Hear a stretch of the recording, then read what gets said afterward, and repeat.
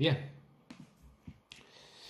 Alors, donc, après avoir présenté l'architecture de Spring MVC, on va essayer donc, à travers un exemple d'application, vous montrer euh, comment créer une application web, simple application web J2E basée sur Spring MVC. Et ça sera l'occasion aussi donc de revoir on va dire tout ce que nous avons fait auparavant, principalement l'inversion de contrôle, le mapping objet relationnel, JPA, Spring Data. Donc, on va essayer d'intégrer en fait toutes ces fonctionnalités dans cette application. Bon, l'exemple d'application qu'on va créer, c'est une simple application qui permet donc de gérer des produits et qui va permettre de faire une recherche de produits avec une possibilité de faire une pagination. Ça, c'est ce que nous allons voir, comment gérer ça. Bon, l'architecture de l'application, donc on aura un système de gestion de base de données. Donc on peut utiliser n'importe quel SGBD.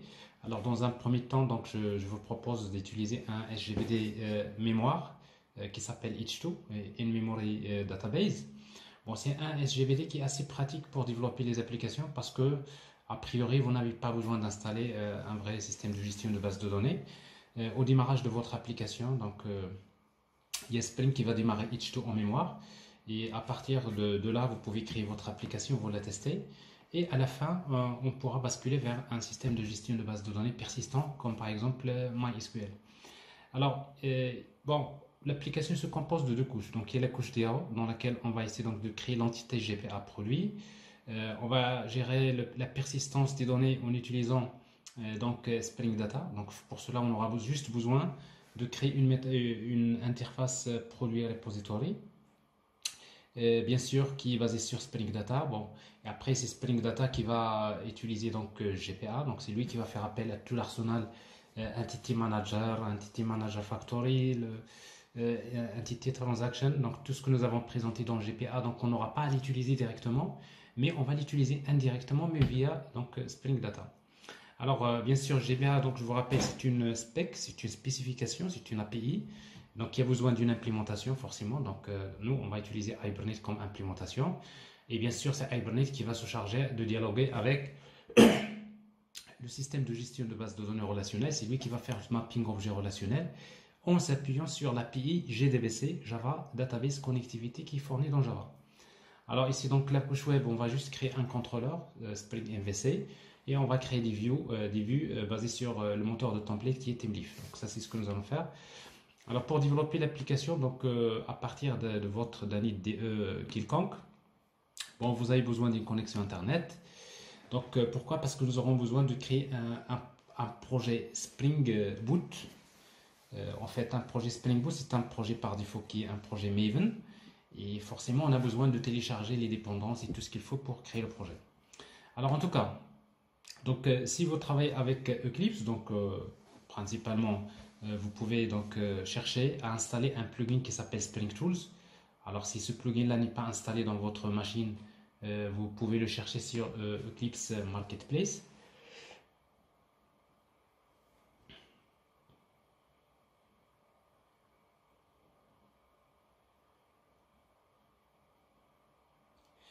Le plugin s'appelle Spring Tools, c'est une extension.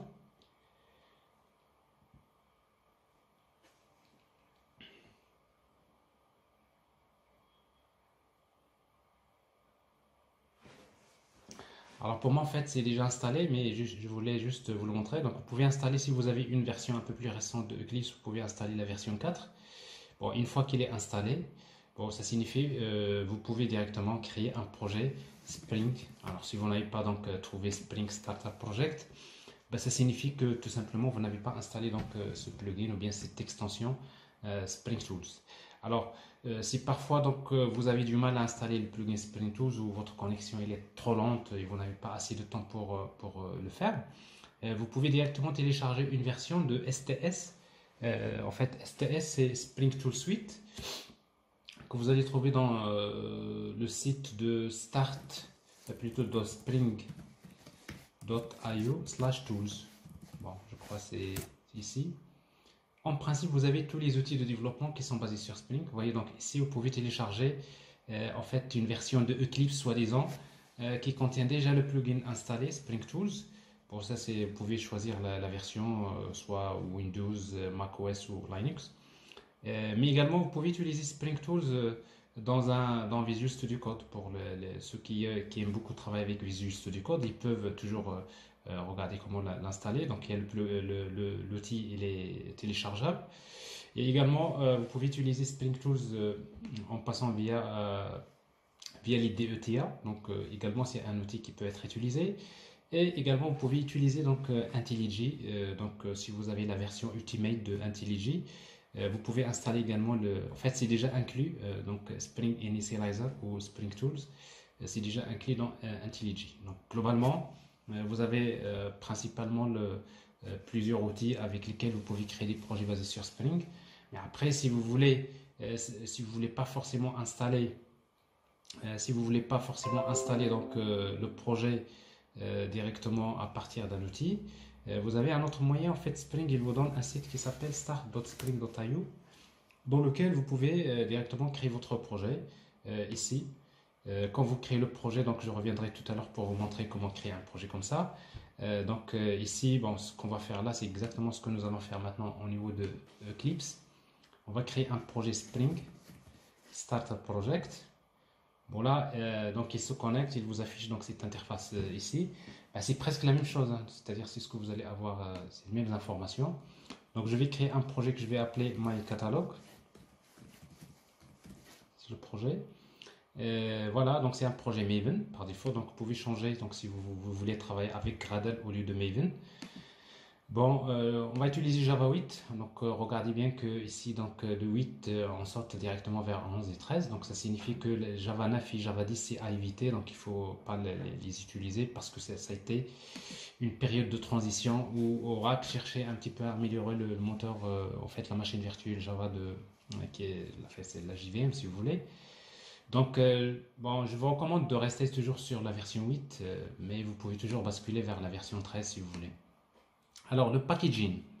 Quand vous créez une application avec Spring, d'une manière générale, ou une application Spring Boot, vous pouvez choisir donc soit un packaging jar, ça veut dire c'est Java Archive, c'est une application Java. Je vous rappelle que en fait, une application jar, c'est une application Java. Si vous la démarrez, c'est une application autonome. Donc, ça veut dire que c'est une application standalone application que vous pouvez démarrer dans n'importe quelle machine. Et quand vous démarrez l'application, c'est elle qui va démarrer Tomcat, c'est elle qui va démarrer le conteneur web et qui fait que votre application devient autonome. Donc, forcément, vous n'avez pas besoin d'avoir installé auparavant une version de Tomcat configurée pour pouvoir héberger votre application. Donc, ça veut dire que si vous voulez déployer ou bien héberger votre application, vous n'avez pas forcément besoin de demander à votre hébergeur de vous installer, de vous fournir toute l'infrastructure concernant le serveur d'application et tout ça. Donc tout est intégré dans le jar. Il suffit de démarrer votre application dans n'importe quelle machine et l'application est déployée. Alors ça c'est plutôt donc c'est-à-dire c'est l'approche la plus souhaitable actuellement au niveau des applications. Mais également il y a le WAR classique, Web Archive. En fait, si vous choisissez le WAR, ça veut dire qu'au final, vous allez avoir un fichier .war qui contient votre application, mais également qui contient le contenu web de l'application. Mais pour pouvoir déployer le WAR, il vous faut un serveur d'application. Ça veut dire qu'il faut démarrer Tomcat et après vous prenez votre WAR et vous allez le déployer au niveau du serveur d'application. Alors, bref. Alors, on dit que bon, le passé, si vous voulez rester dans le passé, vous restez dans le WAR. Si vous voulez être dans le présent et dans le futur, c'est plutôt donc déjà, pourquoi? Parce qu'il y a une approche qui est très courtisée actuellement par les entreprises, c'est ce qu'on appelle l'approche microservice, qui consiste tout simplement à commencer à développer des petites applications qui sont autonomes. Donc ici, c'est pas l'objectif en fait, l'approche microservice, c'est pas notre objectif, mais tout de même, on va garder le jar pour notre application. Alors après le groupe ID, on va choisir un groupe ID, org.sid par exemple. C'est juste un choix comme ça. Et le nom de l'artefact ID, généralement, vous utilisez le même nom que l'application. Et le package, vous gardez le même nom que le groupe ID, org.sid. Next, après il y a les dépendances. Alors dans les dépendances, on aura besoin des dépendances suivantes. D'abord pour l'application web, vous aurez besoin de choisir donc Spring Web. Alors dans Spring, vous avez en fait, il y a deux versions. Il y a Spring Web, il y a Spring Reactive Web. Alors c'est quoi la différence? Donc si vous vous rappelez, j'avais déjà l'occasion de vous parler donc, de ce qu'on appelle deux modèles. Dans les applications web, il y a le modèle multithread avec des entrées-sorties bloquantes. Donc c'est ce modèle-là, Spring Web. Et après, il y a le modèle single thread avec des entrées-sorties non bloquantes à l'image de la technologie Node.js. Donc, si vous voulez utiliser ce modèle-là, donc c'est plutôt donc Spring Reactive Web. Alors, ça c'est le classique, c'est ce qui est vraiment utilisé depuis longtemps, mais depuis quelques années, depuis 3 ans maintenant, vous pouvez également utiliser ce modèle. Comme l'objectif du cours c'est pas vraiment ça, mais je vous recommande si vous voulez savoir qu'est-ce qu'il y a dans Spring Reactive Web, c'est ce qu'on appelle également Spring Web Flags, de regarder une vidéo dans ma chaîne dans laquelle vous trouverez donc comment le concept et comment créer des applications basées sur Spring Web Flags. Bref, donc nous, on va utiliser donc Spring Web. Après, nous aurons besoin de quoi? D'une base de données. Bon, on ne va pas utiliser MySQL pour le moment. J'ai besoin d'inclure le driver de H2 Database. Donc, je vais utiliser une base de données in-memory dans un premier temps. Ensuite, j'ai besoin donc de faire du mapping objet relationnel. Donc, j'ai besoin d'utiliser Spring Data GPA. Donc, ça, c'est la dépendance qui va me ramener tout ce qui est le GPA, Hibernate et tout ce qui concerne donc le mapping objet relationnel Spring Data. Et ensuite, il y a donc j'aurai besoin de la partie donc du moment que j'utilise donc la partie web, ben, il me faut un moteur de template. Alors pour le moteur de template, donc vous cherchez dans Template Engines. D'ailleurs, vous allez voir, vous pouvez choisir bon, il y a Teamleaf, mais également il y en a d'autres moteurs de template comme FreeMaker, Moustache, Groovy Template. Alors tout ça c'est en fait des moteurs de template que vous pouvez utiliser. Bien, alors ça c'est, on va dire, les dépendances fondamentales pour créer ce genre d'application. Après, maintenant il nous faut des utilitaires qui permettent de faciliter le développement d'applications. D'abord, on va utiliser Spring DevTools. Spring DevTools. Alors Spring DevTools, il vous fournit un certain nombre d'outils pour le développeur, principalement d'abord parce que nous avons une base de données H2. Donc forcément, nous aurons besoin d'une interface web qui nous permet de consulter en fait la structure de la base de données et voir qu'est-ce qu'il y a dans la base de données. DevTools, il vous fournit une interface web pour ça, donc, qui vous permet donc de consulter la base de données H2 ou peut-être même n'importe quelle base de données. Et en même temps, il me fournit la possibilité de redémarrer automatiquement, donc de recharger automatiquement l'application à chaque fois que je fais des modifications au niveau de l'application. Donc sans être obligé d'arrêter de redémarrer, ce qui prend parfois assez de temps. Donc avec DevTools, donc ça peut être très, très pratique. C'est parfois donc pour éviter de faire des redémarrages de l'application juste parce que vous avez fait une petite modification au niveau de l'application. Et après, il y a également une dépendance qui est très très utile, qui est très pratique si vous voulez. Donc ça s'appelle Lombok. En fait, Lombok, c'est une dépendance que vous allez utiliser si vous voulez éviter de générer les getters et setters. Alors ça, on le sait très bien dans Java. D'une manière classique, à chaque fois que vous créez des attributs privés, vous aurez besoin de générer les getters et setters, les constructeurs, les méthodes toString. Ça, on va dire, c'est des codes que vous générez qui est pratiquement inutile pour votre code source, puisque vous le générez parce que vous en aurez besoin au niveau du bytecode. Mais côté code source, c'est rarement que vous aurez besoin de faire une modification dans ce code. Alors c'est pour cela que Lombok, il vous offre quelques annotations à utiliser sur votre classe. Et c'est justement Lombok, au moment de la compilation de votre code, qui va se charger d'ajouter les getters et setters et tout ce qu'il faut dans votre classe au niveau du bytecode. Alors on va voir comment l'utiliser. Next, finish. Alors ça c'est le projet à créer. Alors bien sûr, donc je crée mon projet.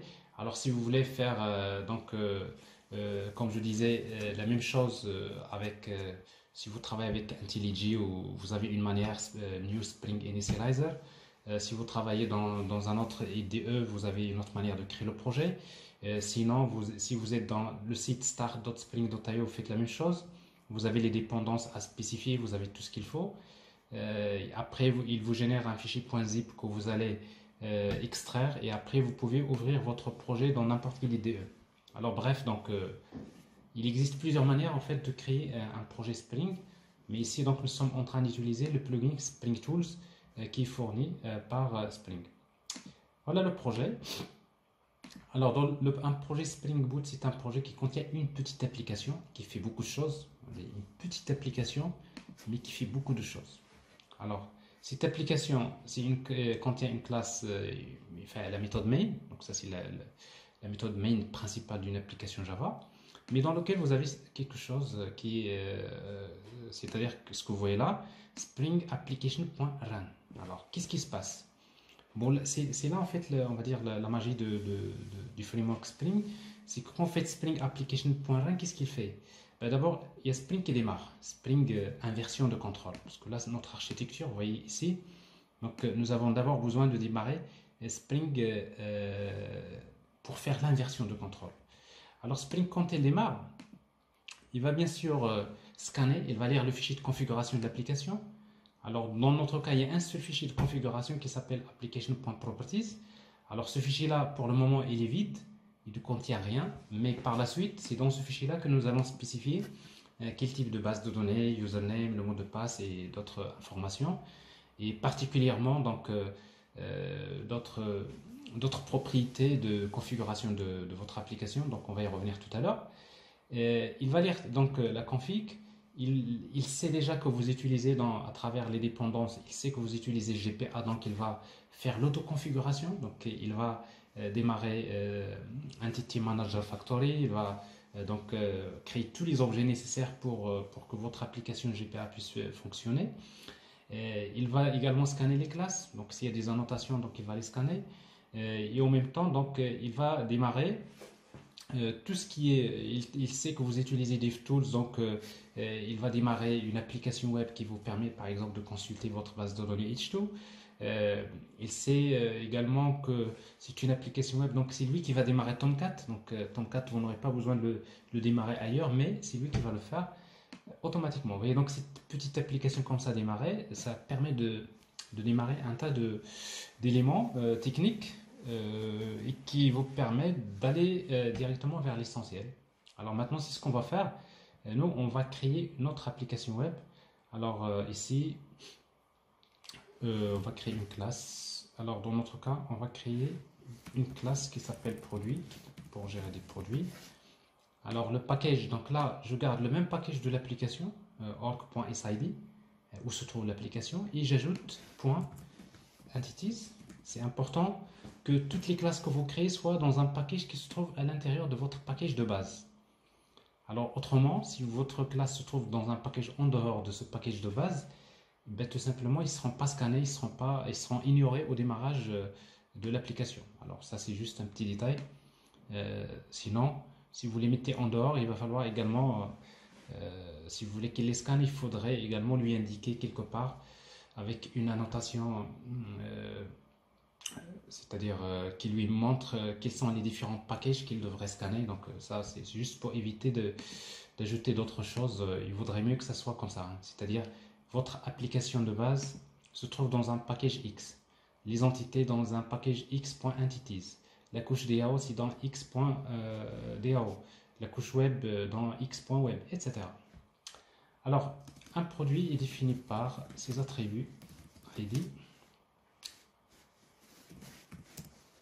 désignation,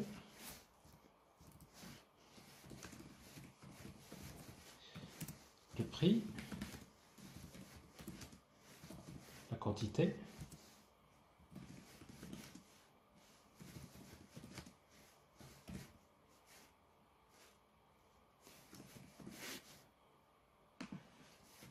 désignation de type string.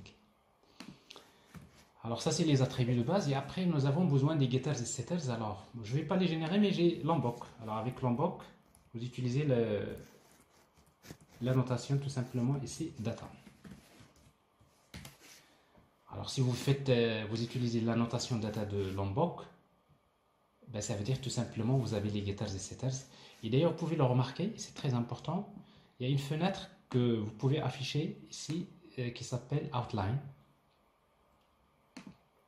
En principe, cette fenêtre Outline, il vous montre le code, le bytecode c'est-à-dire la structure du bytecode de votre classe que vous avez ouvert ici. Et comme vous pouvez le constater, vous avez des attributs, mais également il y a les getters et setters. Alors, c'est-à-dire si vous ne mettez pas cette annotation-là, vous voyez, donc là, alors maintenant, nous avons cette annotation data, c'est pour le Spring, plutôt c'est pour Lombok, pour les getters et setters. Et après, si vous voulez un constructeur avec argument, vous utilisez all constructor, c'est toujours Lombok. Vous voyez, donc là, il y a un constructeur avec argument qui est ajouté. Et vous avez no arg constructor également. Vous savez que quand vous ajoutez un constructeur avec paramètre, il faut également ajouter un constructeur sans paramètre. Après, si vous voulez également ajouter la méthode toString, vous avez la méthode de la notation toString. Alors, bref, donc vous avez pratiquement un certain nombre d'annotations qui sont fournies par Lombok et qui vous permettent d'éviter de générer les getters et setters. Parce que si vous n'utilisez pas ces annotations-là, ce que vous pouvez faire, c'est de faire generate getters and setters. Ah, ça, c'est le generate constructeur avec tous les paramètres. Générer le constructeur sans paramètres. Générer la méthode toString. Bon, ça, tout ça, vous le générez, mais c'est du code que vous générez, mais c'est rarement que vous le regardez. Donc, et après, on se pose la question, ce code-là, il encombre et il pollue en quelque sorte votre code source. Donc, c'est du code technique, tout simplement. Alors, pour cela, pour éviter d'écrire tout ce code-là, bon, grâce à Lombok, vous pouvez utiliser, donc, comme je disais tout à l'heure, ces annotations ici. Hop, il remplace tout ça. Mais attention, alors par défaut, pour que vos annotations Lombok puissent fonctionner, ben, il faudrait configurer votre IDE, par exemple ici Eclipse, pour qu'il puisse compiler votre code source avec Lombok. Alors, comment le faire? Ben, normalement, si vous voulez le faire avec Eclipse, il faudrait quitter Eclipse. Je ne vais pas quitter parce que j'ai déjà fait cette opération. Vous quittez Eclipse, vous allez vers le site où se trouve Lombok, Project Lombok.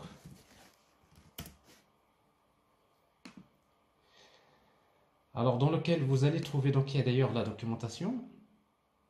Vous voyez, donc ici, voilà les annotations, ce qu'il faut faire. Vous voyez, donc ça, c'est le Lombok.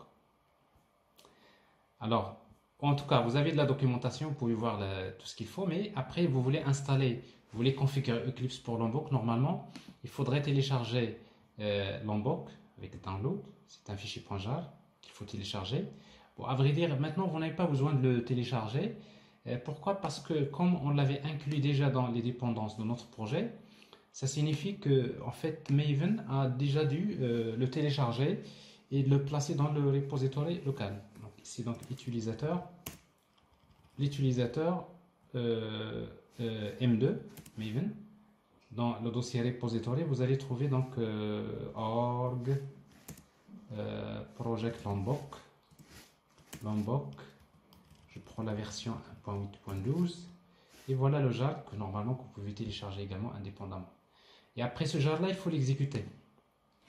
Et quand vous l'exécutez, parce que c'est une application Java, vous pouvez spécifier le chemin où se trouve votre version de Eclipse. Alors dans mon cas ici, je suppose que Eclipse, je prends le raccourci, donc je prends le chemin où se trouve l'exécutable de ma version Eclipse. Et je le mets ici directement. Et comme ça, donc vous lui dites, tiens, voilà où se trouve ma version Eclipse. Et je clique sur Install and Update. Alors ici, je ne le fais pas parce que c'est déjà fait. C'est rapide, une fraction de seconde. Et vous démarrez votre version Eclipse. Et quand vous la démarrez, vous allez voir que cette fois-ci, ça va marcher. Donc vos annotations seront prises en considération. Alors si vous êtes un peu curieux, qu'est-ce qui se passe quand vous installez quand vous exécutez ce jar? Il fait quelque chose de très simple. Il va juste, ce qu'il fait, c'est qu'il va vers le dossier où se trouve votre version de Eclipse. Il va d'abord copier un fichier qui s'appelle lombok.jar, donc parce que Eclipse a besoin de lombok.jar dans son environnement. Et après, il change le fichier de configuration eclipse.ini, dans lequel il va ajouter une petite ligne, celle-là, qui va lui indiquer tout simplement à Eclipse que quand il va compiler, à chaque fois qu'il compile, il va compiler avec l'option -agent, -java agent, et dans lequel vous avez la valeur où se trouve le chemin du fichier lombok.jar qui a été copié dans Eclipse, c'est-à-dire ce fichier .jar. Ça signifie qu'à chaque fois qu'il va compiler, à chaque fois qu'il compile, une fois qu'il compile, il génère le bytecode, il y a Lombok qui va visiter encore le code, et dès qu'il trouve qu'il y a des annotations Lombok comme data ou les autres, ben, il va tout simplement les interpréter. Ben, du coup, donc, il génère du bytecode, c'est-à-dire il génère les getters et setters au niveau du bytecode. Bon, ça veut dire que ces annotations que vous voyez là, ben, c'est des annotations qui vont servir at compile time, c'est-à-dire au moment de la compilation. C'est pas au moment de l'exécution parce que une fois que mon code, dès que j'enregistre, ça y est. À chaque fois que je fais enregistrer, il y a Eclipse qui compile. Et quand il compile, il y a Lombok qui va visiter ce code et après il génère le bytecode. Mais après, au moment de l'exécution, c'est-à-dire, ça ne sert à rien parce que le plus important pour moi, c'est que mes getters et setters soient dans mon code. Voilà, alors ça c'est les getters et setters. Alors maintenant, il nous faut donc faire le mapping objet relationnel. Bon, GPA maintenant. Donc on va utiliser la notation entity pour dire que la classe produit correspond à une table au niveau de la base de données. Bon, je vous rappelle juste, si vous voulez spécifier le nom de la table qui correspond à cette classe, vous pouvez utiliser la notation table avec name égale valeur. Par exemple, vous pouvez dire produit. Alors ça, vous n'avez pas besoin, la notation table n'est pas obligatoire. Si vous ne la mettez pas, par défaut, il va prendre le même nom que la classe, c'est-à-dire produit. En fait, après, il vous faut spécifier la notation ID pour spécifier quel est l'identifiant, quel est l'attribut qui représente l'identifiant. Et en même temps, si vous souhaitez que la valeur de la clé primaire soit générée automatiquement, vous pouvez utiliser la notation generated_value. Alors, le fait d'utiliser identité comme stratégie, ça veut dire qu'il y a un plus 1, il y a un auto-increment au niveau de la base de données. Si vous ne faites pas ça, ça veut dire qu'il va utiliser la stratégie par défaut. Et la stratégie par défaut, comme vous pouvez le constater dans votre base de données, pour l'auto-increment, il va créer une autre table qui s'appelle Hibernate Sequence.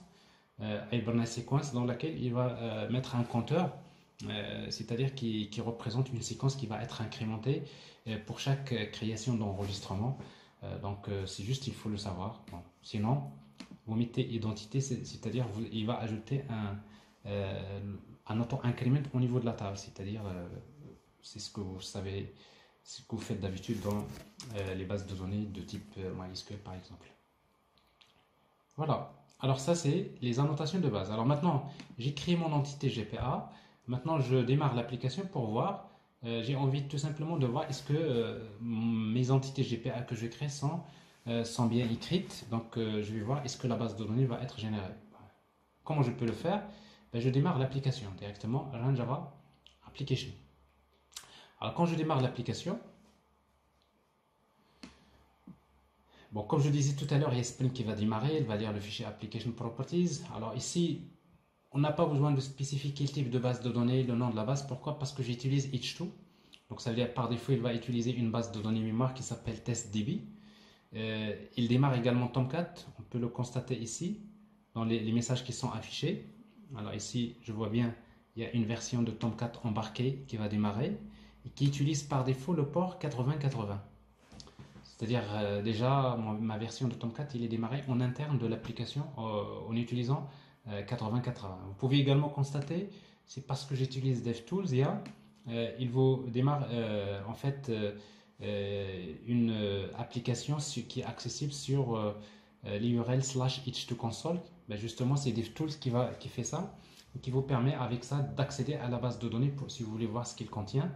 Alors si vous voulez, si jamais le numéro de port 8080 de votre application est déjà occupé par une application, alors forcément vous allez recevoir un message comme quoi le port il est occupé, ou c'est-à-dire dans ce cas-là, vous pouvez changer le numéro de port ici dans le fichier application properties à ce niveau-là, server.properties,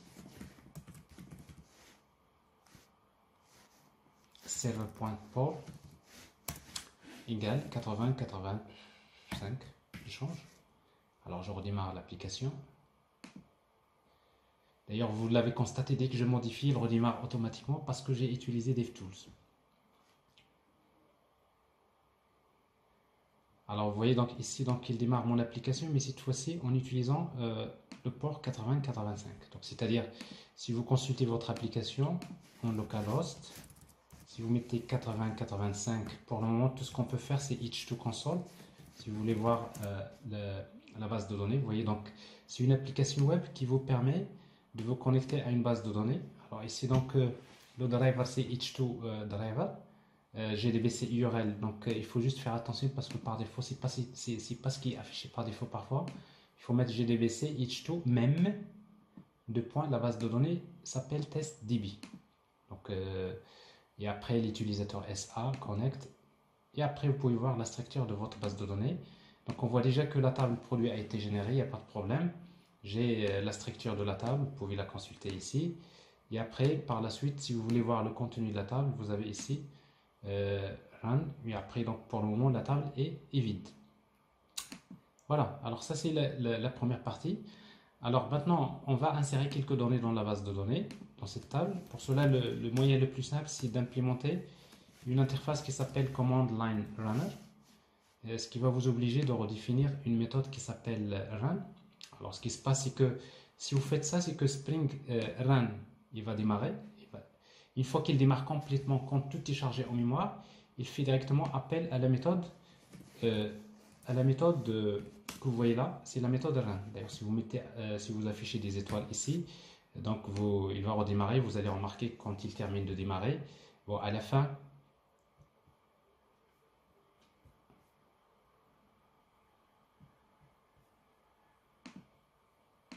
voilà, je décale un petit peu, voilà, vous voyez.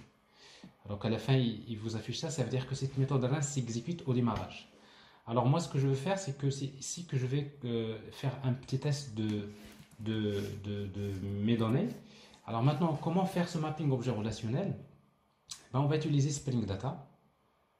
Alors pour gérer les entités GPA, il suffit de créer une interface qui s'appelle produit repository. On va la mettre dans le package DAO. C'est une interface qui hérite d'une interface qui s'appelle GPA repository. Alors ça c'est Spring Data.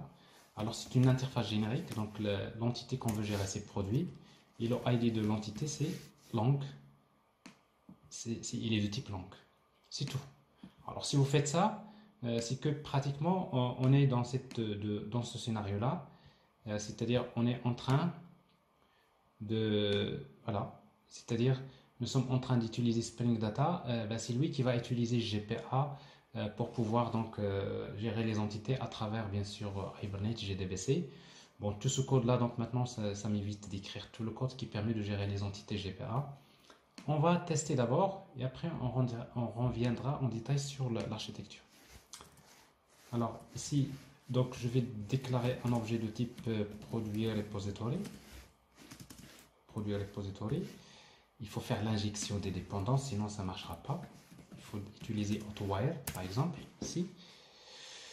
Bon, je vous rappelle juste pour faire l'injection des dépendances, donc on peut utiliser AutoWire, ça veut dire vous lui dites quand tu m'instancies cette classe, injecte-moi une implémentation de cette interface pour cet attribut. Bon, forcément, il va injecter une implémentation basée sur Spring Data. Si vous ne voulez pas utiliser AutoWire, donc vous pouvez créer un constructeur avec paramètres.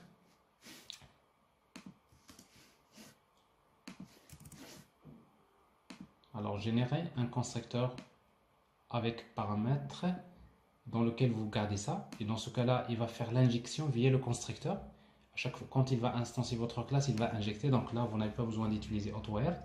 D'ailleurs, vous pouvez le constater dans les nouvelles versions de Eclipse. En fait, AutoWire, il est déprécié.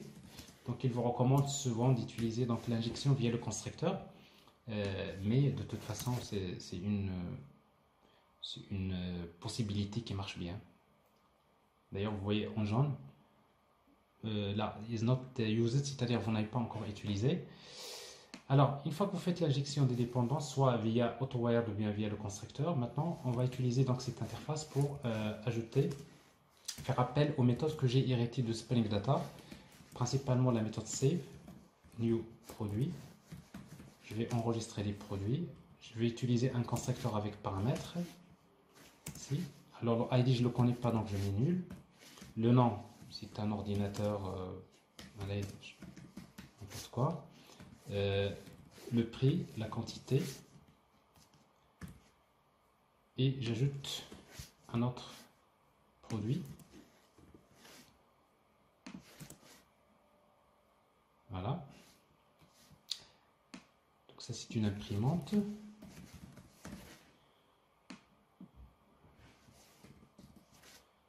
Et après, j'ai un prix quelconque, une quantité. J'ai un smartphone.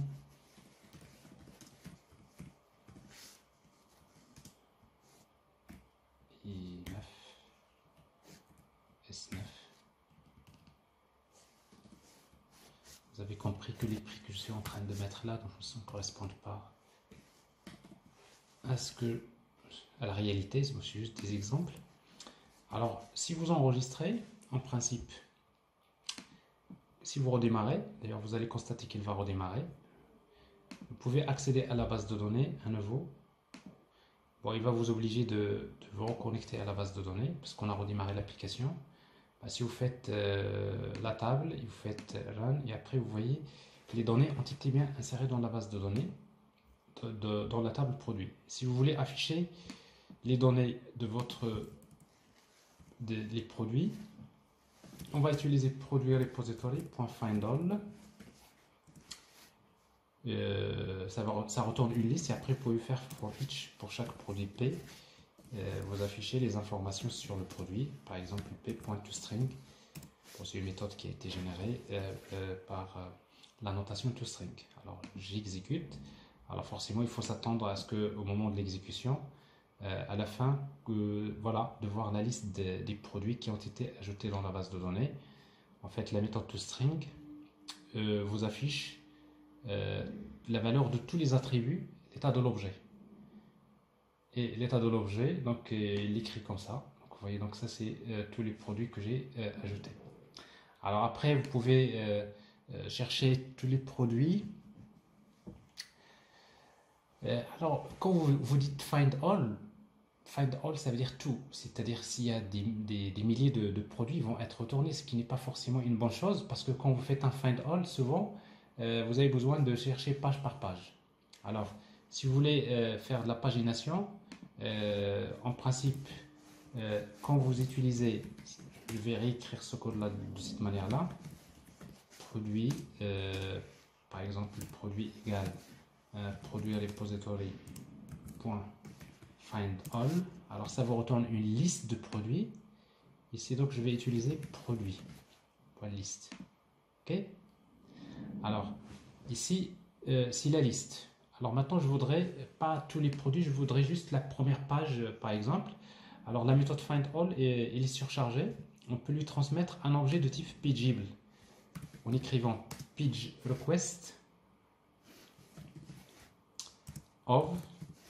Il vous spécifie le numéro de la page, par exemple 0, je voudrais la page 0, et size, le nombre d'enregistrements que vous voulez récupérer, par exemple 2. Alors, en fait, la méthode de find all, il ne vous retourne plus une liste, mais il vous retourne un objet de type page. Alors, page, vous voyez, donc c'est une page. Et si vous voulez afficher les informations sur la page, alors vous pouvez afficher par exemple des informations comme par exemple produit.size, produit.getSize par exemple. Le nombre, en fait getSize ça va vous donner de j'ai produit .get total elements, c'est le nombre d'enregistrements total. C'est produit.get get total pages, le nombre de pages. Et après, si vous voulez voir le contenu, c'est-à-dire la liste, vous appelez la méthode getContent. Vous voyez donc getContent retourne une liste de produits. Alors ici donc ce que je vais faire ici, donc si je veux parcourir la liste, plutôt je vais utiliser ces produits.getContent.forEach. je vais parcourir la liste. Alors si vous faites ça, donc c'est que vous êtes en train d'utiliser donc la notion de pagination qui fait partie, qui est offerte par Spring Data. Alors souvent, les gens qui développent des implémentations génériques eux-mêmes sont passés par Spring Data. Parfois, ils ne font pas attention à ce genre de possibilités qui sont très importantes. Autrement, quand vous dites un find all, ça n'a aucun sens. Quand vous faites select étoile from, ça n'a aucun sens. Pourquoi? Si vous le faites, c'est que vous savez déjà que le nombre d'enregistrements de la table ne devrait pas dépasser une limite X. Mais souvent, comme les données dans des tables, c'est-à-dire ça croît parfois au fur et à mesure. Donc, quand je récupère des données, il faut quand même toujours spécifier les données, combien de quelle page, combien d'éléments, ainsi de suite. Alors, vous voyez ici, donc, ça c'est get size, c'est normal, j'ai 2. 3, parce que en principe, il y a 3 éléments, mais lui, il m'a sélectionné que 2. Ici, donc, vous voyez, total pages, il y a 2 pages. D'accord? Alors maintenant, la première page, vous voyez, donc il m'a sélectionné 2. Si je veux la page suivante, je fais par exemple 1. Donc il devrait me donner en principe la suite. C'est-à-dire, ici donc, c'est toujours la même chose, mais là il m'a donné qu'un seul, ici. Alors bref, donc ça c'est la pagination. Alors moi, en fait, c'est pas find all que je veux. Dans l'application que je veux développer, j'ai besoin de faire une recherche. C'est-à-dire, j'ai besoin de saisir un mot-clé, après je vais chercher, j'affiche par exemple les 5 produits, 5 enregistrements, ou 6, 5. Et après, comme j'ai des informations sur la pagination, donc je peux savoir le nombre de pages, d'après ce que je viens de vous montrer. Donc je peux afficher donc une barre de pagination comme ça. Et après, à chaque fois que je clique sur une page, je demande à nouveau de charger la page suivante. Donc ça, c'est ce que nous allons voir. Alors pour le faire, maintenant il me faut cette méthode de recherche. Pour ajouter la méthode qui permet de rechercher, bon, avec Spring Data, le plus simple, c'est de créer une méthode qui s'appelle, qui permet de retourner une liste de produits par exemple, que vous allez appeler find minuscule pour chercher. Alors quand vous dites find minuscule pour Spring Data, c'est-à-dire select. Select from quoi? From produit. By, c'est-à-dire where. Select from produit, where. Quoi? L'attribut désignation. Ça suppose que désignation, c'est un attribut. Ça, c'est un attribut qui se trouve dans la classe produit. Vous regardez désignation avec des minuscules, mais là, vous mettez des majuscules. Donc on respecte bien donc, le principe de camel case, donc, qui est utilisé dans Java. Et après, vous pouvez directement spécifier donc, le mot-clé string keyword et c'est tout. Alors là, vous appelez cette méthode, vous lui donnez le mot-clé. Spring Data, d'après son implémentation générique, il a déjà compris ce que vous voulez, donc il va vous donner la liste des produits. Mais sauf que ici, c'est la liste, c'est-à-dire s'il y en a beaucoup, s'il y a beaucoup de produits, donc il va retourner toute la liste. Moi, je veux que ce soit une pagination, c'est-à-dire je voudrais récupérer une page, page. Vous utilisez donc ce package-là, page, mais quand vous mettez page, il faut absolument ajouter un deuxième paramètre qui devrait être de type pageable. Alors, pageable, faites attention, ce n'est pas celui de AWT, c'est pageable de Spring Data Domain. Pageable. Alors là, il faut ajouter ce paramètre-là. Alors, le fait d'ajouter ça ici, ça signifie que maintenant, je peux faire une recherche. Alors, si vous faites find by désignation, là, il va faire égal, c'est-à-dire where désignation égale. Moi, en fait, je ne veux pas égal, mais je veux qui contient, c'est-à-dire like. Alors, je vais ajouter ici contains. Spring Data également, il comprend ça. Il contient MC. Alors, on va tester la méthode si marche bien. Voilà. Maintenant, au lieu de find all ici, oui, au lieu de find all, je vais utiliser donc find by. Celle que j'ai ajoutée, c'est find by désignation contains. Alors, qu'est-ce qu'il contient? Il contient le mot-clé, par exemple H, et après virgule et la page. Je garde page request, la page 0 par exemple, et je veux par exemple 2, c'est-à-dire 2 enregistrements par page. Bon, ici il n'y a pas beaucoup d'enregistrements, donc voilà. Alors ici donc vous voyez, pour pouvoir ajouter des méthodes via Spring Data, donc c'est plutôt très sympathique, très simple à faire. Mais tout de même, il faut regarder la documentation de Spring Data pour voir comment composer. Parce qu'une bonne partie de vos méthodes, vous pouvez les régler avec FindBy. Ne vous précipitez pas vers d'autres solutions. Beaucoup de cas que vous pouvez régler comme ça. Mais après, si vous ne pouvez pas régler des méthodes avec FindBy, il y a une autre solution que je vais vous montrer. Alors, vous voyez donc ça marche ici. J'ai donc une seule page et je vois ici que les produits qui contiennent H. Donc, voilà. Il y en a deux d'ailleurs. D'après ce que j'ai inséré tout à l'heure dans la base de données, il y a l'imprimante et ordinateur. Alors, donc, ça veut dire que la méthode qui va nous permettre de faire ça, on l'a déjà. C'est-à-dire, notre cas ici, quand je clique sur chercher, j'appelle cette méthode, je lui donne le mot-clé, il va me retourner une page. Et après, comme c'est une pagination, donc j'ai tout ce qu'il faut pour pouvoir naviguer dans l'application. Voilà, alors maintenant, vous avez encore d'autres méthodes que vous pouvez tester, Find by ID, Save, Delete, Update. Donc toutes les méthodes sont déjà, vous les avez déjà héritées de GPA Repository. Alors maintenant, comme je disais tout à l'heure, si par exemple vous voyez qu'il y a un cas que vous ne pouvez pas traiter, donc de cette manière-là, avec Find by, vous pouvez le régler comme ça. Utiliser par exemple public, par exemple, liste de produits. Vous pouvez utiliser pagination, je garde la même chose, page par exemple, de produits. Alors la méthode, vous pouvez l'appeler dans ce cas la chercher, pas de problème, mais à condition ici donc de spécifier les paramètres. J'ai besoin du mot-clé. J'ai besoin, par exemple, je voudrais chercher les produits dont la désignation contient le mot-clé. Supposons que vous voulez ajouter encore un autre paramètre dont le prix est inférieur à un prix minimum, etc. Une méthode aussi complexe que celle-là. Maintenant, vous pouvez l'appeler comme vous voulez, mais à condition d'ajouter ici une annotation query. Et dans l'annotation query, vous pouvez écrire votre requête HQL select p from a class produit p where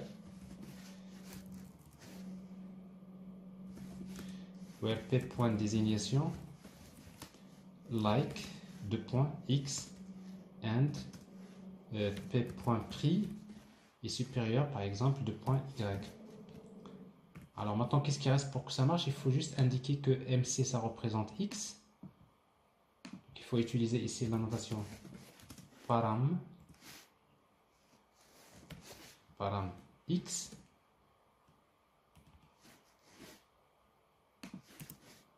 et ce paramètre là ça représente y, param y.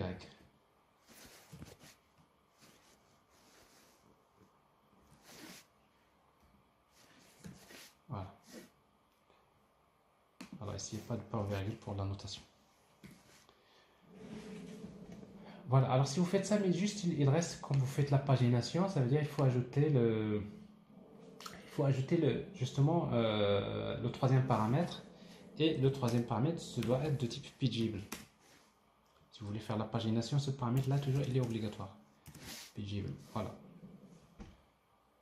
Alors, vous venez donc d'ajouter une méthode. Il va bien la comprendre.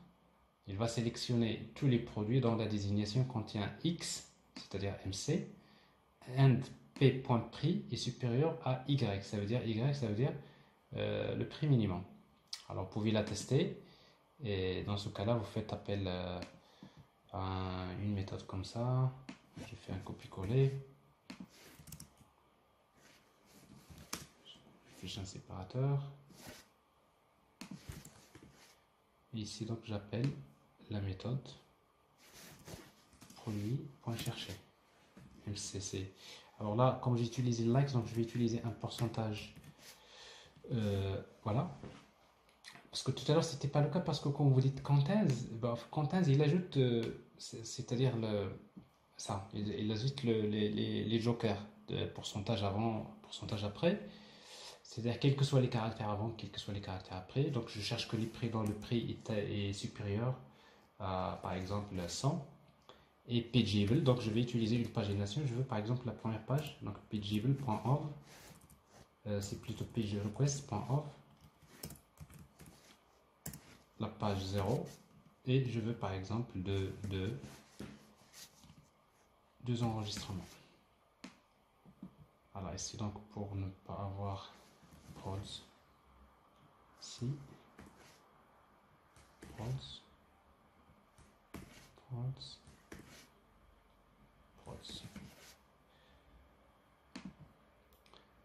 Alors, vous voyez, donc vous avez ici deux exemples. Un exemple avec findBy, une méthode de Spring Data qui utilise la syntaxe findBy, qui ne nécessite pas d'utiliser donc la notation query. Et vous avez le cas, un exemple que vous appelez chercher comme ça, et dans lequel vous utilisez donc la notation query. Comme je disais, souvent ne vous précipitez pas. Donc généralement avec findBy, vous trouverez toujours la solution. Même si quand vous avez beaucoup de classes qui sont liées par des relations, vous pouvez utiliser findBy. Par exemple, si vous voulez produire ce cas-là, vous pouvez ajouter désignation contains and avec un majuscule and prix greater, etc. Donc si vous regardez dans la documentation, il y a beaucoup de choses que vous pouvez régler comme ça.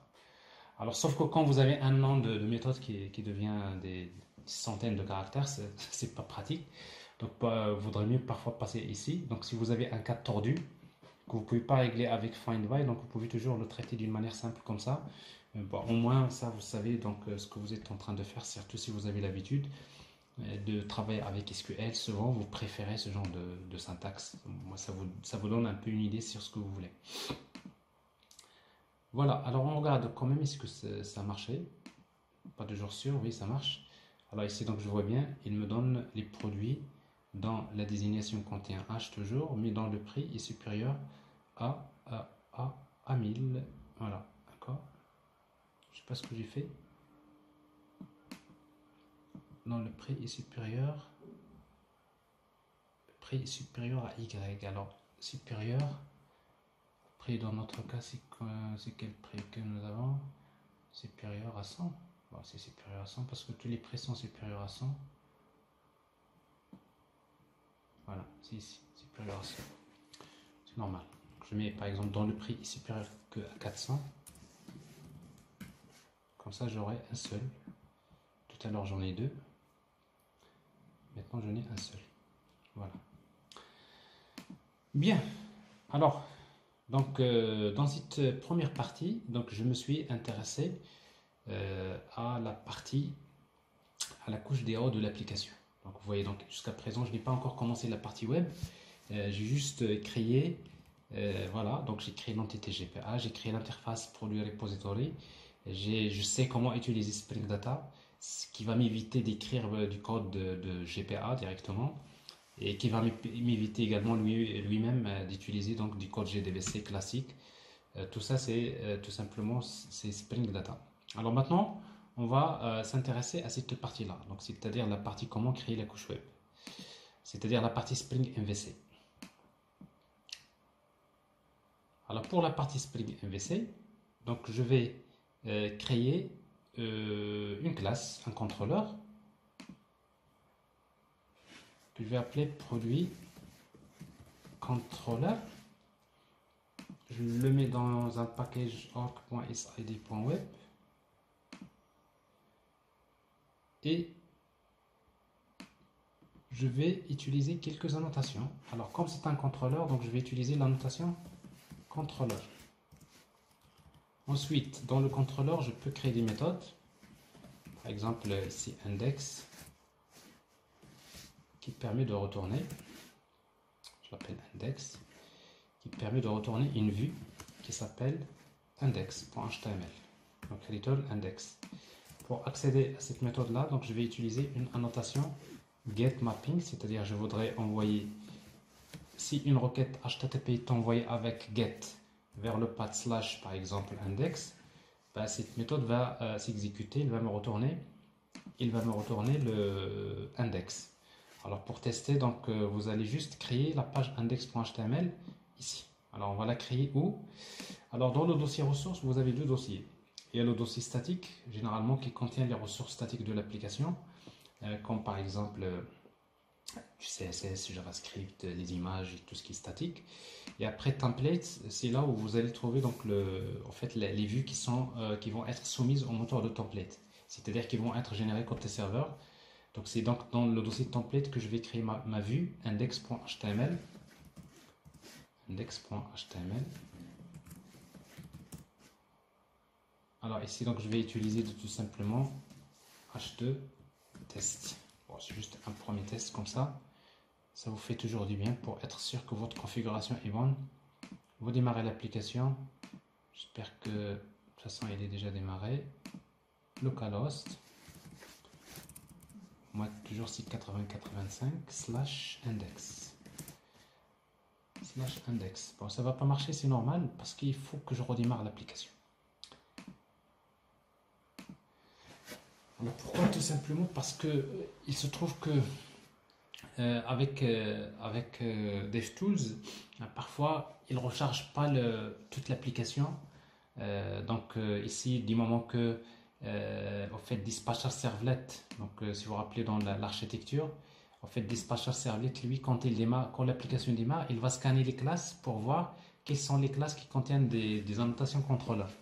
Alors comme ici, en fait, ça n'a pas été fait, c'est-à-dire on vient de créer notre contrôleur, donc il ne va pas en fait le scanner, il ne l'a pas détecté. Donc, mais par contre, si vous mettez maintenant index, vous voyez ici donc que votre vue fonctionne bien.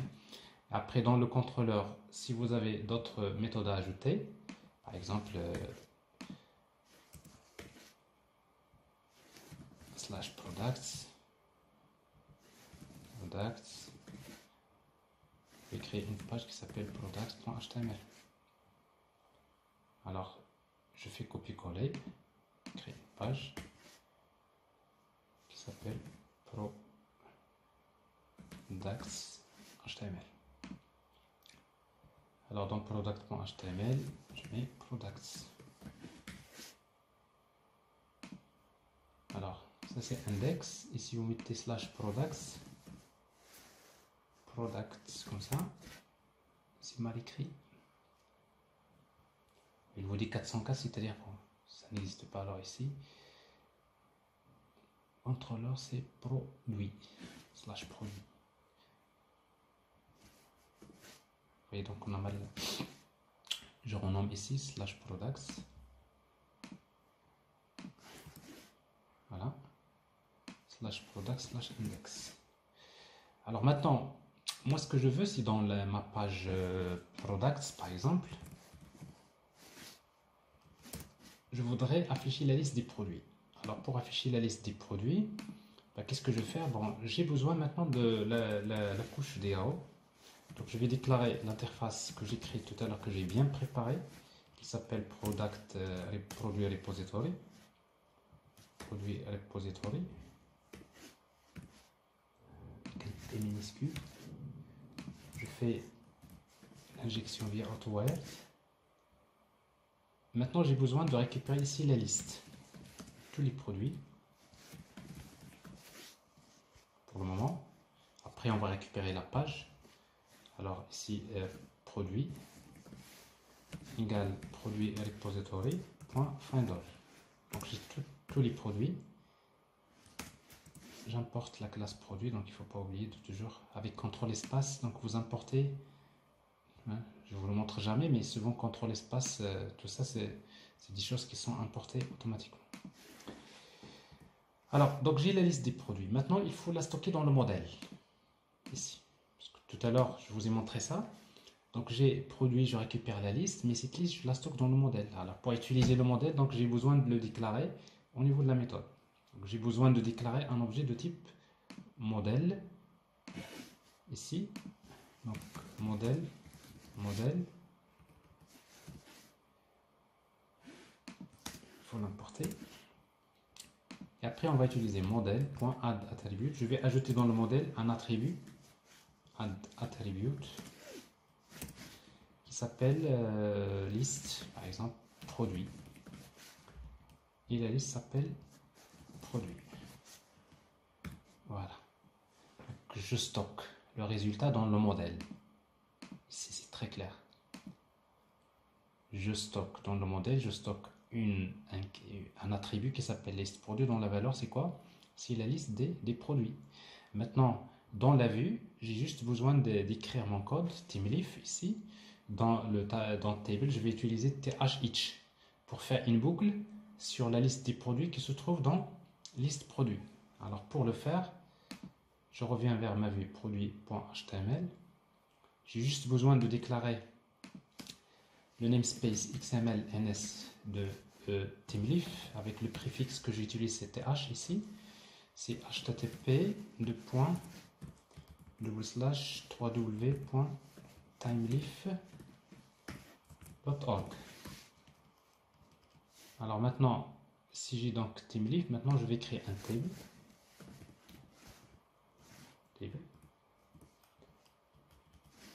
Je crée un tr, th, id,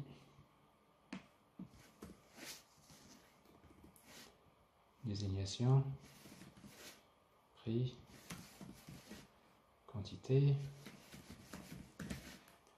et après je crée une boucle. Je vais boucler pour afficher avec th2.each. Je demande à teamleaf c'est le moteur de template, je lui demande ce tr là, tu vas me le générer autant de fois qu'il y a de produits dans liste produit. Donc c'est each, il va faire un for each pour chaque produit P dans la liste. Alors dans ce cas-là, donc comme c'est une expression, je vais utiliser $ entre accolade et je lui demande directement de chercher dans le modèle. Il va faire ce qu'on appelle un get attribute.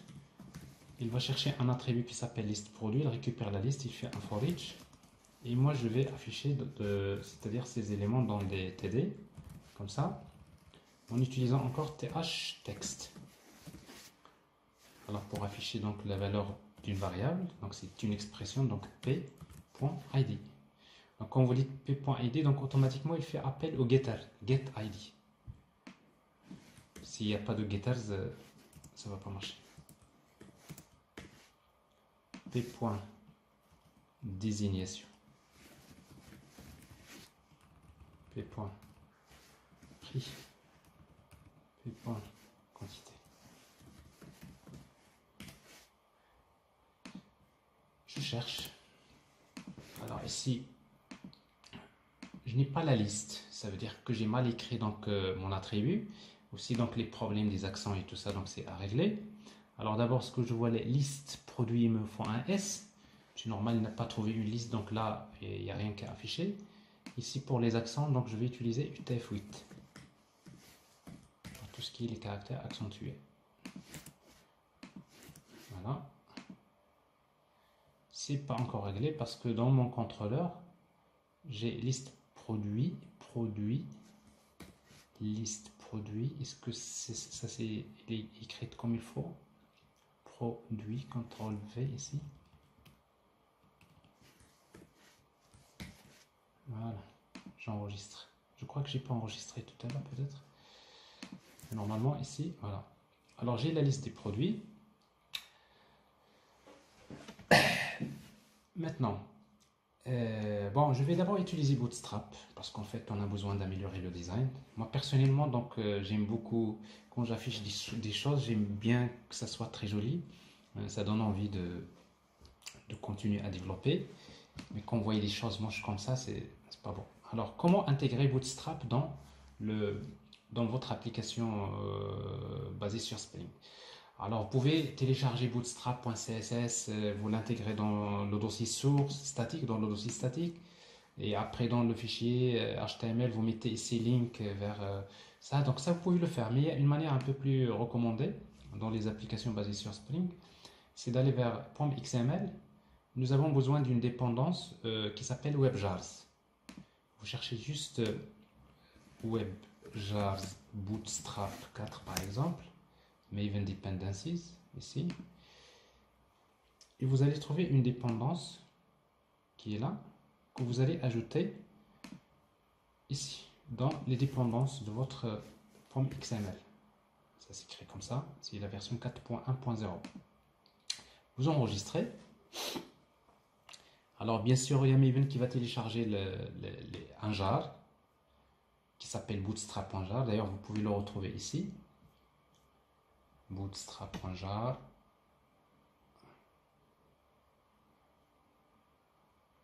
Il est là.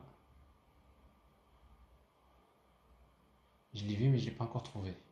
C'est-à-dire, mes yeux l'ont vu, mais je ne l'ai pas encore trouvé. Oui, il est là. Alors, si vous cherchez dans ce jar-là, vous allez trouver un dossier ressources, il y a un dossier WebJars, dans lequel il y a Bootstrap 4.1.10, CSS, il y a bootstrap.min.css. Vous voyez donc, mon framework Bootstrap, il est archivé dans un jar qui s'appelle Bootstrap, tout simplement jar. Alors c'est comme ça qu'on intègre, si vous faites du développement MVC côté serveur, souvent vous utilisez les WebJars parce qu'ils contiennent déjà donc, en fait le framework. Alors ça peut faire la même chose pour jQuery par exemple, tout ce qui est JavaScript, CSS, les frameworks généralement, vous pouvez les intégrer de cette manière-là, d'une manière très simple. Alors maintenant, ici donc le titre de ces produits, et après je vais ajouter link, tout court, link, rel égale style sheet, type, c'est texte slash css, et href égale. Alors maintenant, dans href, vous allez mettre slash webjars, c'est ce dossier-là, slash bootstrap, celui-là, slash la version c'est 4.1.0, ici, slash css encore, slash et après bootstrap, bootstrap.min.css pour intégrer la version minifiée de Bootstrap. Voilà.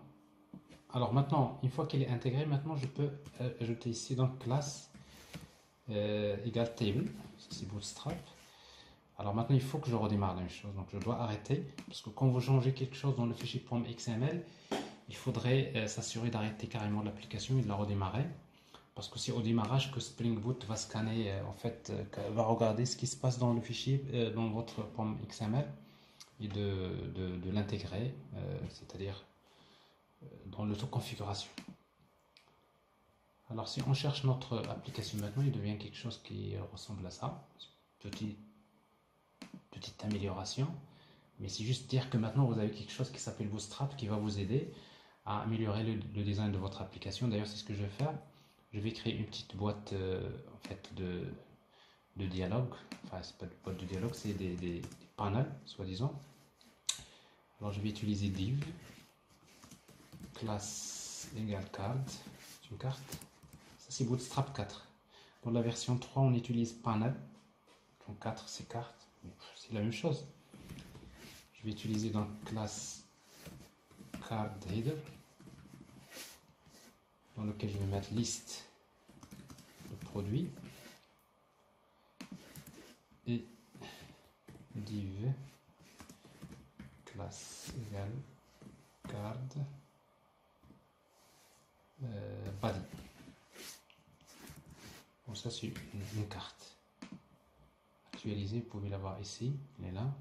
Alors maintenant ce que je vais faire, donc je vais prendre tout ce qui est mon truc là, HTML, table, CTRL X, je le mets à l'intérieur de card body.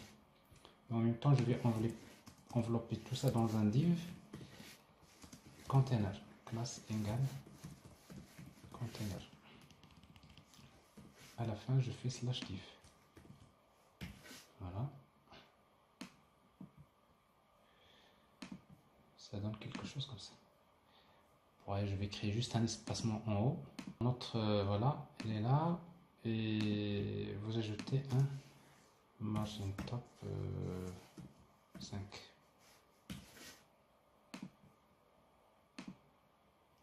5 pixels. MT5.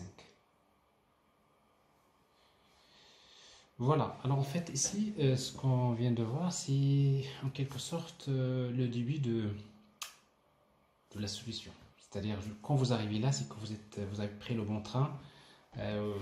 En principe, vous serez capable d'aborder la suite sans aucun problème. Maintenant, ce que je vais ajouter par la suite, c'est quoi? C'est tout simplement comment faire la recherche, comment ajouter la pagination. Et par la suite, on ajoutera un formulaire pour la saisie des produits, faire voir comment faire la validation du formulaire. Par la suite, on va créer une page template parce qu'on aura besoin de créer plusieurs pages. Donc, on va voir comment utiliser les layouts plutôt dans TeamLeaf.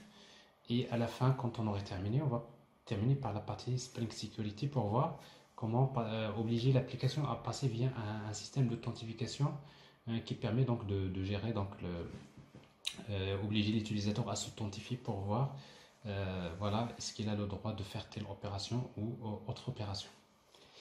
Alors voilà, donc ça c'est ce qu'on va voir dans la vidéo prochaine, donc, dans laquelle on va essayer de voir comment créer donc, ces fonctionnalités. Non. Avant d'arrêter cette vidéo, je vais quand même basculer vers la base de données MySQL. Oui. Parce que tout ce qu'on vient de faire là, c'est une base de données H2. Je dois vous montrer comment utiliser une base de données MySQL. Alors si vous voulez basculer, bon, le code, je ne vais pas le changer, ce qui est normal. Tout se passe dans le fichier application.properties, parce qu'on a besoin de spécifier les informations sur la base de données. Mais avant ça, il faut aller vers POM.xml et d'ajouter la dépendance de MySQL à la place de H2. Je vais mettre H2 en commentaire, à le bloc comment, ça c'est commenté, et je vais ajouter MySQL. Normalement, dependencies, dans dependencies, vous utilisez group ID, et vous avez besoin également d'artefact ID. Mais après, il faut le connaître, il faut chercher tout ça. Alors si vous voulez, donc soit que vous allez vers Google, vous utilisez quelque chose comme MySQL, Maven Dependency par exemple, des choses comme ça. Et vous pouvez rapidement trouver la dépendance qu'il faut pour ajouter. Par exemple, si vous prenez la dernière version 8, vous avez quelque chose comme ça. Copier, coller. Mais je vous montre quand même, si vous travaillez avec Eclipse, vous avez également un autre moyen, CTRL espace, et vous revenez sur Edit Starter. Alors, en fait, ça va vous permettre de lancer encore. Rappelez-vous, au moment de la création du projet, nous avons cette fenêtre qui nous a affiché une liste de dépendances dans laquelle nous avons coché quelques dépendances. Maintenant, on revient à cette liste. Je vais lui dire, je vais utiliser MySQL. OK. Alors, vous voyez, donc, c'est une autre manière plus simple parce que la dépendance, elle est déjà fournie par Spring Boot. Donc, je vois ici, donc, MySQL Connector Java qui est là. Voilà, la dépendance. Alors, ça, c'est la première. La deuxième, une fois que vous l'ajoutez, maintenant, nous avons besoin, donc, dans le fichier Application Properties, d'ajouter un certain nombre de propriétés. Bon, c'est des propriétés que je vous ai déjà, en fait, montré la dernière fois que vous trouverez dans POM.xml. Plutôt dans votre support de cours. Je vais juste faire rapidement, je vais copier ça, sinon ils sont très simples. Donc c'est Spring Data Source URL, Spring Data Source URL égale Spring Data Source Username, Spring Data Source Username, Spring Data Source Password. Bref, vous pouvez vous amusez à chercher les propriétés comme ça. Mais c'est pas quelque chose qui est compliqué à trouver rapidement dans votre documentation. Vous allez avoir ces propriétés comme ça. Ici, je fais CTRL-C. Et je prends ça, CTRL-V. Alors, c'est bien les propriétés dont vous aurez besoin. Donc, j'ai besoin d'une base de données à créer ici. Je vais utiliser donc DB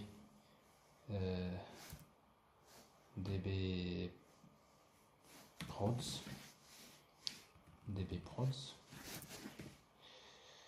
Username, c'est root, password.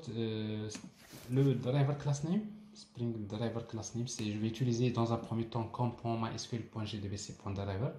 Mais ce driver, il est déprécié si vous utilisez, du moment que nous utilisons la dernière version du driver de MySQL, vous allez voir là, il n'accepte plus. Et après show SQL, c'est true, ça veut dire que Hibernate va exécuter les requêtes SQL, va afficher les requêtes SQL au moment de l'exécution. DDL auto, donc update, ça veut dire c'est lui qui va vous générer la base de données. S'il n'existe pas, s'il existe, il ne va pas la toucher. Si vous mettez create, ça veut dire que à chaque démarrage, il va supprimer les tables. S'ils existent, il va les recréer, donc ce qui va entraîner d'écraser la base de données à chaque démarrage. Et le dialecte, on va utiliser MySQL 5 dialecte. Alors ici, donc, je vais utiliser update.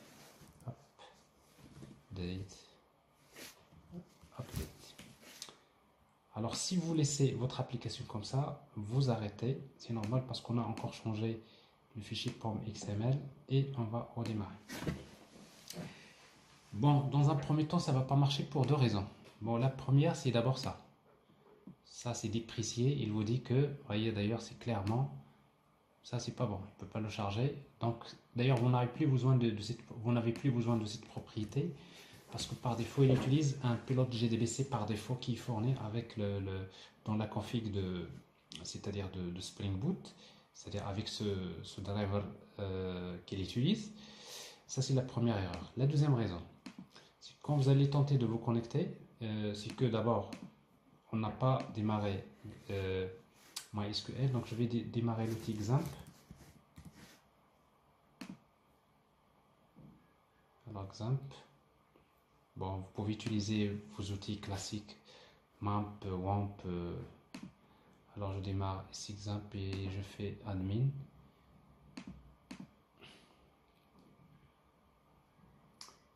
Base de données.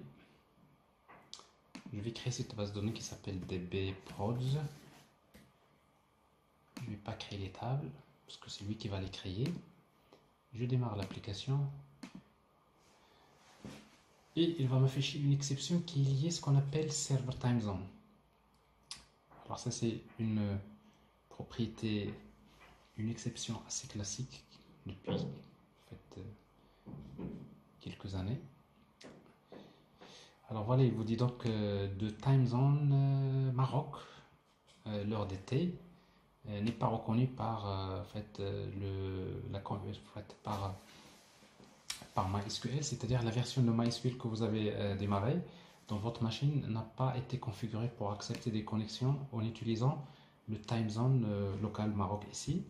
Alors pour éviter ce problème, vous pouvez tout simplement soit aller vers MySQL et vous dites je le configure pour qu'il accepte des connexions avec ce time zone. Sinon, vous ajoutez ici, plus simple, c'est d'utiliser server time zone dans la chaîne de connexion de MySQL.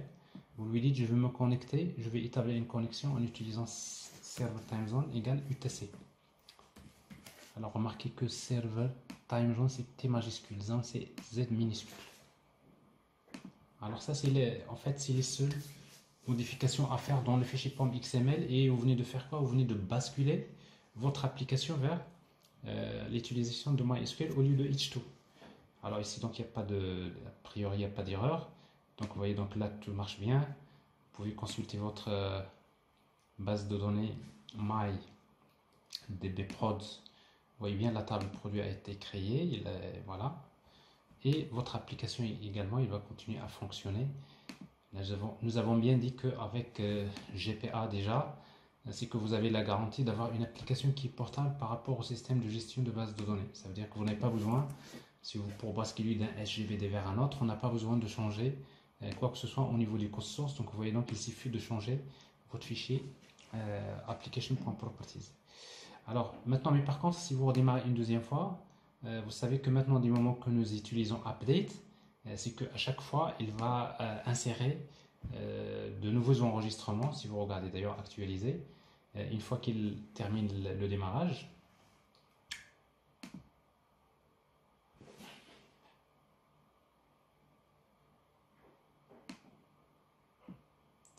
voilà, il a démarré. Donc une fois que vous terminez, vous voyez, donc ça c'est plus 3, maintenant c'est 6. Si vous redémarrez, ça va être 9.